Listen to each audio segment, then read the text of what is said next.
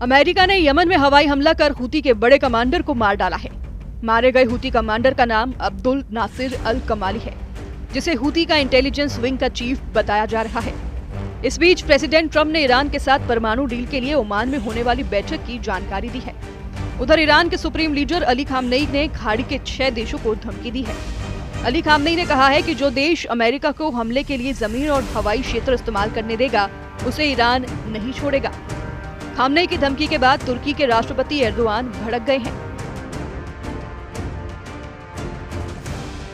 Super power के जंगी jet लाल सागर से उड़ते हैं, यमन में मंडराते हैं, हूती पर बम बरसाते हैं।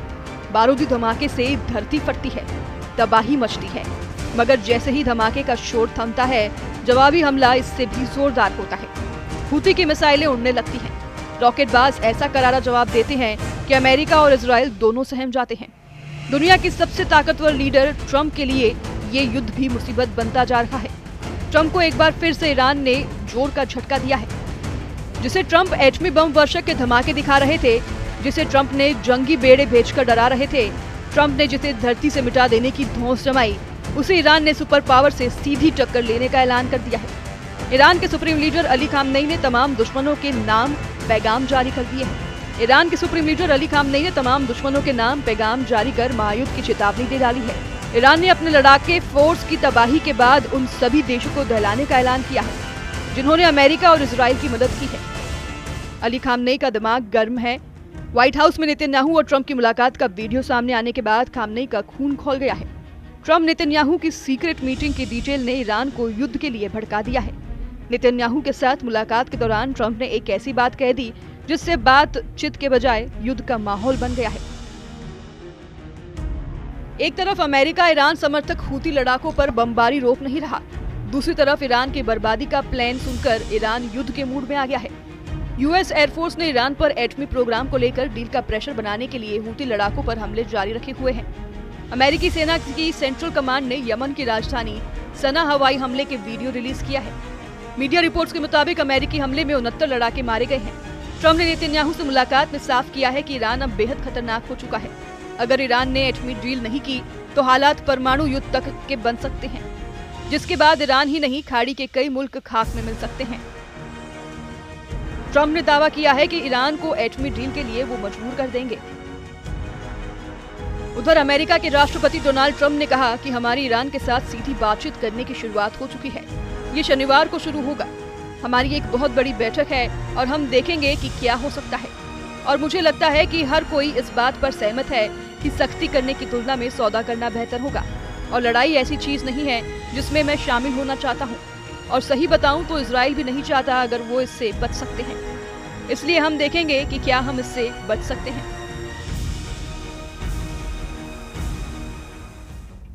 ट्रंप ने क्लियर कट कहा है कि ईरान को किसी भी कीमत पर एटम बम नहीं बनाने दिया जाएगा, जबकि ईरान है कि परमाणु हथियारों के कारखाने बंद नहीं कर रहा।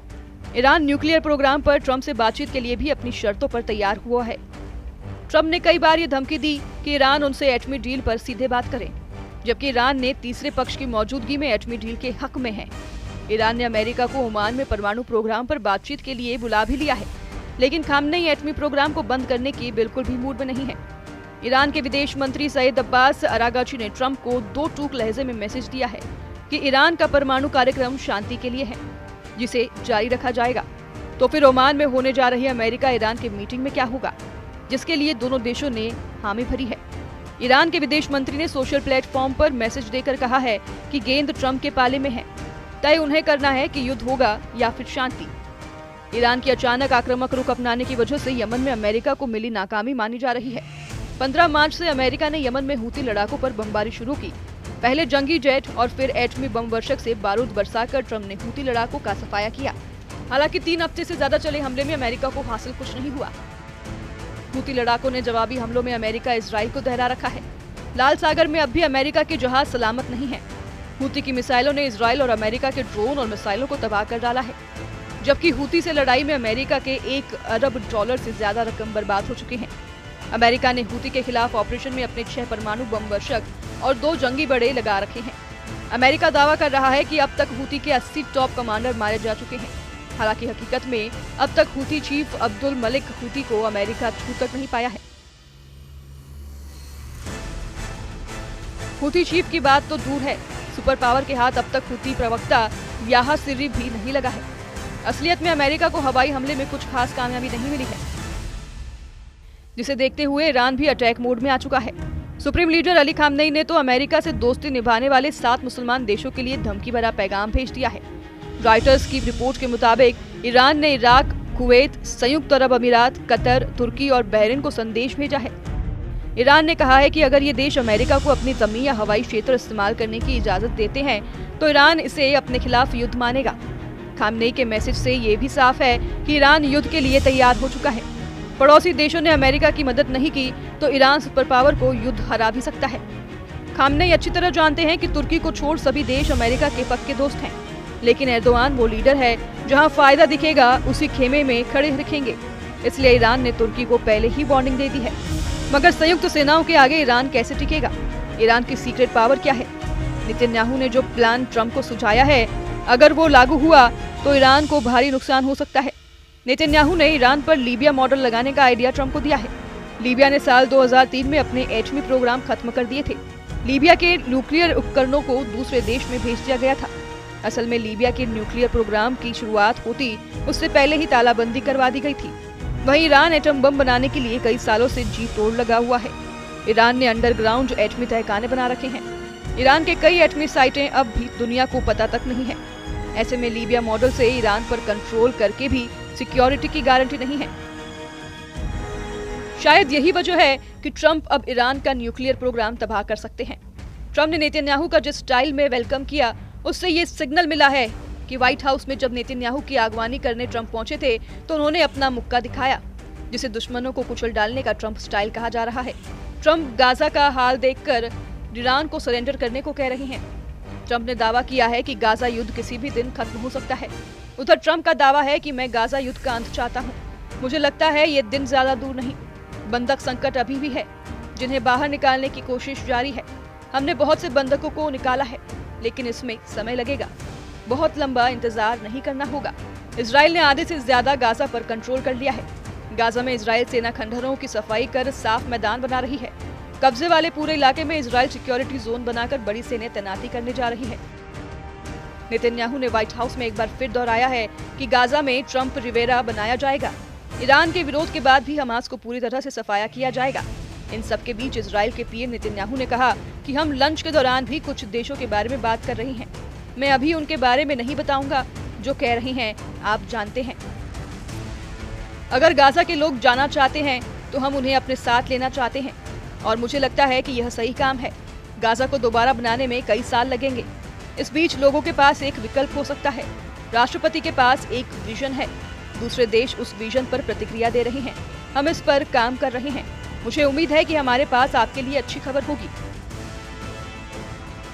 ईरान और उसके लड़ाका आर्मी के साथ नेतन्याहू और ट्रंप ने एर्दोआन की चालबाजी पर भी चर्चा की है। नेतन्याहू ने सीरिया में तुर्की की सैन्य तैनाती और सैन्य अड्डा बनाए जाने को इजराइल के लिए एक खतरा बताया है। प्रेसिडेंट ट्रंप से नेतन्याहू ने अपील की है कि एर्दोआन की साजिशों का खात्मा जल्द किया जाए। नेतन्याहू ने ट्रंप से ये भी अपील की है कि तुर्की को किसी भी कीमत पर F-35 जेट नहीं बेचे जाएं। ब्रिटेन के मिडिल ईस्ट आई ने बताया है कि नेतन्याहू ने तुर्की को F-35 multi role fighter jet बेचने के खिलाफ अमेरिकी विदेश मंत्री मार्को रूबियो से बात की है। रिपोर्ट के मुताबिक बेंजामिन नेतन्याहू पिछले 2 महीने से अमेरिकी विदेश मंत्री से गुजारिश कर रहे हैं। इससे पहले मार्च में फॉक्स न्यूज ने अपनी रिपोर्ट में बताया था कि ट्रंप तुर्की को F-35 फाइटर जेट बेचने जा रहे हैं, जिसकी एक शर्त रखी गई थी कि तुर्की रूसी एयर डिफेंस सिस्टम S-400 को हटाए, जिसकी खरीद के बाद ही ट्रंप ने जेट की डिलीवरी रोक दी थी। अब एक बार फिर जैसे ही एर्दोआन F-35 जेट हासिल करने के करीब दिख रहे हैं, इजराइल की टेंशन बढ़ गई है। तुर्की ने सीरिया में तख्तापलट के बाद जिस तरह से सैन्य विस्तार किया है, जिस तरह तुर्की सैन्य अड्डे बना रहा है और सीरिया के लड़ाका ग्रुप्स को गठजोड़ बढ़ा रहे हैं, नेतन्याहू के लिए सिरदर्द बनता जा रहा है। नेतन्याहू जानते हैं कि तुर्की से टकराना इजराइल के लिए आसान नहीं। एर्दोआन के पास एटम बमों की भी भरमार है। नेटो देशों के सदस्य तुर्की के पास अमेरिका के दिए 100 एटम बम हैं। वहीं इजराइल के पास कुल 90 परमाणु हथियार होने की जानकारी दी जाती है। तुर्की हाईटेक वॉर में भी इजराइल से कमजोर नहीं। तुर्की के ड्रोन दुनिया में सबसे घातक माने जाते हैं। ऐसे में अगर अमेरिका ने एर्दोआन की नकल जल्द नहीं कसी तो ईरान से पहले तुर्की ही इजराइल को फोड़ डालेगा। एर्दोआन के इरादों को भांप चुके नेतन्याहू चाहते हैं कि ट्रंप जल्द से जल्द तुर्की को सीरिया छोड़ने का ऑर्डर रिलीज कर दें। तय ट्रंप को करना है कि किस फ्रंट पर बात करेंगे, किस फ्रंट पर बम बरसाएंगे। वहीं ईरान ने अपने युद्ध की तैयारी का ट्रेलर 6 मुस्लिम देशों को धमाका कर दे दिया है। Bureau report, news 18।